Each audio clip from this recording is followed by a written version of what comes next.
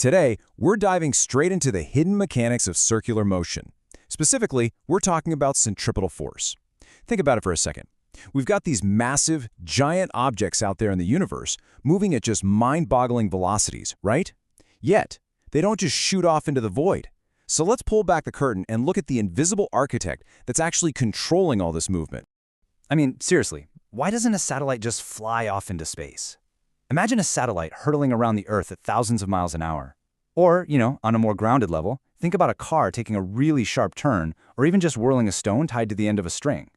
In all of these scenarios, there's a tremendous amount of forward energy going on. So why don't these things just drift off into the cosmos or completely shoot off the curve? Well, the answer to all of those mysteries is centripetal force. You can really think of this whole dynamic like an invisible tether holding everything together. But to truly grasp how this tether operates, we need to clearly define exactly what we're dealing with here.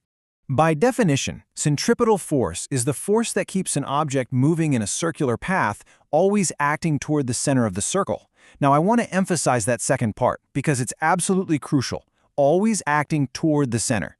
When you're spinning that stone on a string, the force isn't pushing the stone forward at all. It's actively pulling the stone inward, physically bending what would naturally be a straight line right into a perfect circle.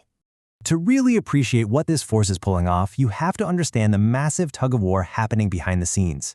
On one side, you have inertia. That's an object's natural, stubborn tendency to just keep doing what it's doing, moving in a straight line. If nothing intervened, that orbiting satellite would just fly off on a purely linear trajectory forever. But countering that inertia is centripetal force, constantly yanking it back as an inward radial acceleration. It's this exact ongoing balance, inertia trying to drive it straight and centripetal force pulling it inward, that creates a perfectly stable orbit. If that inward pull suddenly vanished, inertia would instantly take over, and straight off into the void it goes. So, how much inward pull do we actually need to keep things from flying apart? Let's take a look under the hood at the underlying math to see exactly what factors dictate the strength of this motion.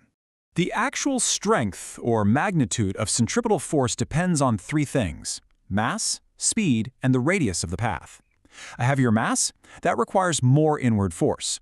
A wider radius?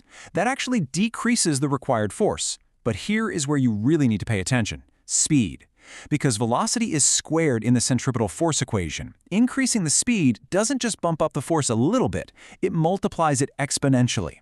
Pushing an object just a tiny bit faster around a curve requires a massively stronger inward pull to keep it on its path. It's a huge jump.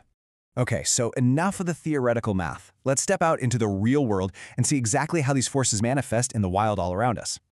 What I find absolutely brilliant about this whole concept is that centripetal force isn't some brand new standalone physical force. It's actually more like a job description. It's a role that gets filled by other forces depending on the exact situation. On a massive cosmic scale, the centripetal force keeping planets and satellites in orbit is gravity. When you're swinging a stone on a string, that inward pull is provided by the structural tension in the string itself. Taking a tight curve in your car, it's the friction, just everyday static friction between your tires and the road acting as the tether. And if you're upside down in a roller coaster loop, the normal force, literally the physical track pushing back against the coaster cars, acts as the centripetal force. From planetary physics millions of miles away to the civil engineering on your daily commute, the underlying mechanic is exactly the same. It's pretty amazing. So, as we step back and look at all these moving parts, let's bring it all together and consolidate why understanding this actually matters. Let's run through the core takeaways. First, centripetal force always, and I mean always, acts toward the center of a circle. Second, it is the sole reason objects maintain a circular path instead of just flying off in a straight line. Third, the strength you need hinges entirely on mass, radius, and especially speed. And ultimately, circular motion is simply impossible without it. From the everyday machines we use right up to the massive planets in our solar system, this force is the undisputed master of circular motion. It's the core principle governing how orbital and rotational systems even survive. Because without centripetal force, circular motion is literally impossible, which leaves us with a pretty wild thought. What else in our universe would instantly fall apart without it? If that invisible tether suddenly snapped, planets wouldn't hold their orbits, galaxies would lose their shape, and the very mechanics of our world would completely unravel.